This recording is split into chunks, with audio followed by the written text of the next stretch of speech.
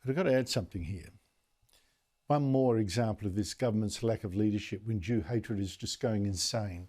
A few weeks back, Nasser Mashni, head of the Australian Palestinian Advocacy Network, was actually promoted by Foreign Minister Penny Wong, who offered him her deepest condolences following what she said was the devastating explosion in the Gaza City hospital, which seemed to imply, along with the ABC, had been bombed by Israel. In fact, the evidence suggests the hospital's car park was hit and by a Palestinian rocket. Now, Mashni has been everywhere lately, preaching on this war, and on Monday was on the ABC's Q&A, where yet again he painted Israeli Jews as the evil persecutors of Palestinians, like his poor old dad. Now, Mashni mentioned his father as he dodged what should have been an easy question about the 239 Jewish hostages Hamas has taken, many of them children, taken when it started this war more than a month ago. But there's not a call very often for all of the hostages to be released. Is that a demand that you think needs to be met? I'm an accidental Australian. My father was ethnically cleansed by Jewish terror gangs in the late 40s. Israel hadn't even begun to exist yet. 1948, he was ethnically cleansed before that. So you're talking about... Wow, ethnic cleansing. But is that actually the full story? Look, it might be that Jewish militias were hunting Mashni's father, but I think the full story isn't one of Jews ethnic cleansing this poor man from Palestine. Because Mashni's father, Shahir Hussein al-Mashni, was actually born in Deir Dibwan in what was then Jordan. It remains a Palestinian town in the West Bank, not in Israel, and it's under the control of the Palestinian Authority, so not much ethnic cleansing there.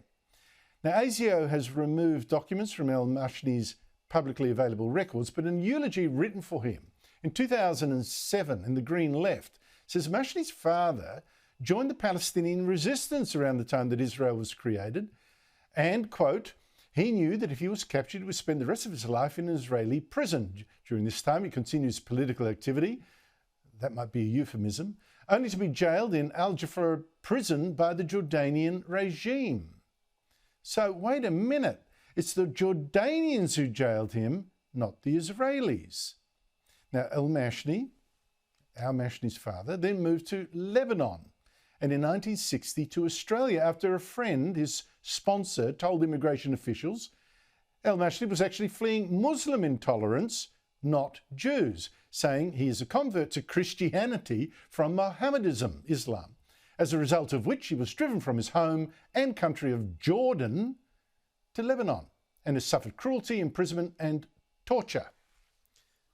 Maybe that was a lie, who knows? Once here, al-Mashni helped form the Australian wing of the Fatah movement of terrorist Yasser Arafat.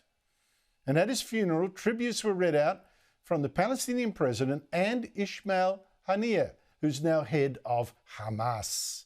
Head of Hamas, the terrorist group which started this war. So all this might help to explain why Mashni on Monday would not condemn Hamas or demand that Hamas release the 239 Jews it had kidnapped. It might help to explain why he has led chants and anti-Israel protests in Melbourne, from the river to the sea, which is generally understood as a call for the destruction of all Israel, from the River Jordan to the Mediterranean Sea. Mashni denies this has to be a call for Israel's destruction, but Hamas is clear that it does mean exactly that. What's more, Mashni last year also tweeted that 6 men, including Islamic Jihad terrorists who escaped from an Israeli prison, were Palestinian heroes.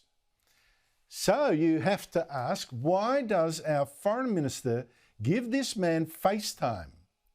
Why did Labor MP Jed Carney also post pictures of herself with Mashni, thanking him for sharing your stories? Really, Labor's got to stop playing footsies with a man who has praised terrorists, called for Israel's destruction, and can't even bring himself to condemn Hamas on the ABC. Another total failure of leadership.